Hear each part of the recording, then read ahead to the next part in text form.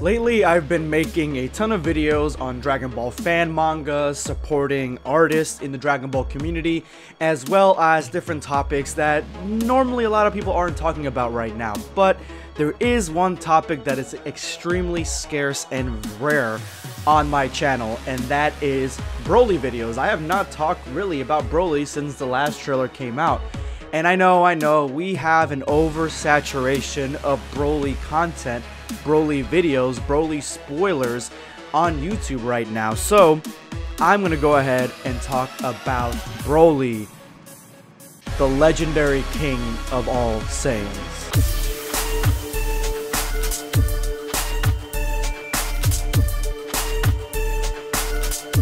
Know your place, worm.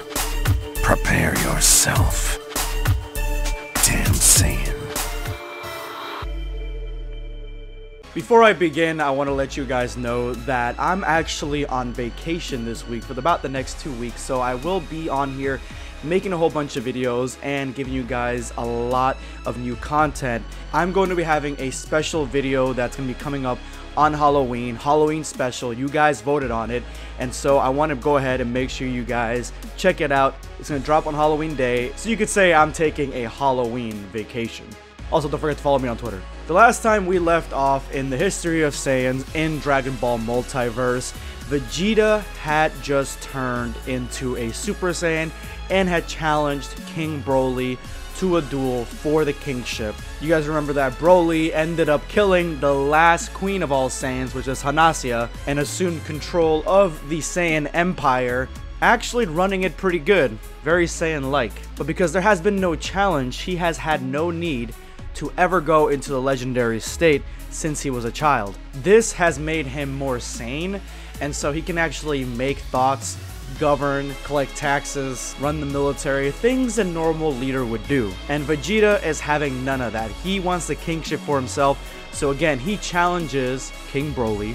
But because their powers are a huge variable, because they are both the first Super Saiyans in millennia, Vegeta's dad suggests that they go to a different planet and then fight there instead of fighting on their own home world. So they end up doing that, and they go to this new location, which is very unfortunate for the inhabitants there because they get demolished when Vegeta and Broly land there.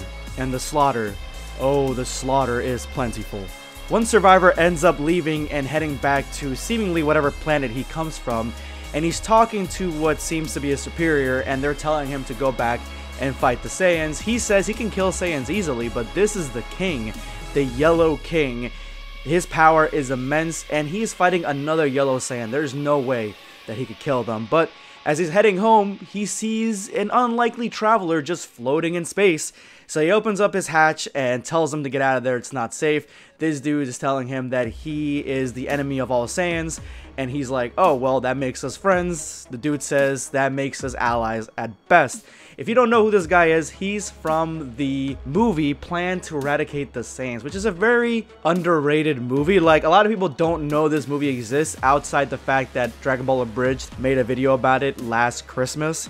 This dude's name is Dr. Reiji, and he is one of the last remaining Tuffles, and his whole ideology, his plan, is to, I mean, the title says it itself, eradicate the Saiyans. And his abilities are that he can basically create smoke warriors and bring back really powerful warriors from different eras. Plus, he has the monster Hachiyak, which he can summon and send to attack his foes.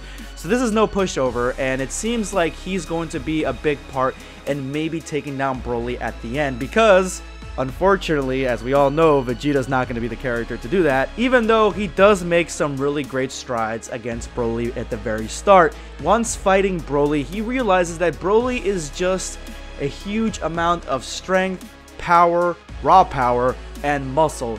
He actually sucks at fighting, he says. He has no technique, he cannot dodge, he cannot evade, and he cannot land a punch on Vegeta. So Vegeta toys around with King Broly very easily, and again, remember, Broly has not gone into legendary form in a long ass, I would say most of his adult life, if not most of his life. He has not gone into his legendary form. he has stayed in that Super Saiyan realm, so he does not have access to that insane amount of power as of yet. And since he has been king for some time and really has had no challenge, it seems like he has never trained, while Vegeta trained every day of his life and unlocked Super Saiyan through that. So King Broly sucks at fighting, Vegeta's better at fighting, and he's whooping his ass. Broly gets pissed off and shoots an array of missiles at him, and none of them land. Vegeta's unscathed, and then he uses his own attack, which is a more directed attack toward King Broly. And alright, Dragon Ball Multiverse, I love your fan-made manga, but Final Crash sounds so much more lame than Final Flash. You should have just kept Final Flash. I mean, what's the point of making that change? It hits Broly dead center, and it seems like Vegeta finally has the throne he has been looking for all this. Oh, never mind. Vegeta, to the shock of no one, has accidentally woken Broly's legendary form and let the ass kicking begin. But remember guys, Bardock does have a plan. He stated this before Vegeta even challenged Broly, so there's got to be something to this. They knew that Broly has this transformation, so I'm sure Bardock has thought of something to counter this. This is going to be BlackScape. Signing off. Take care, guys.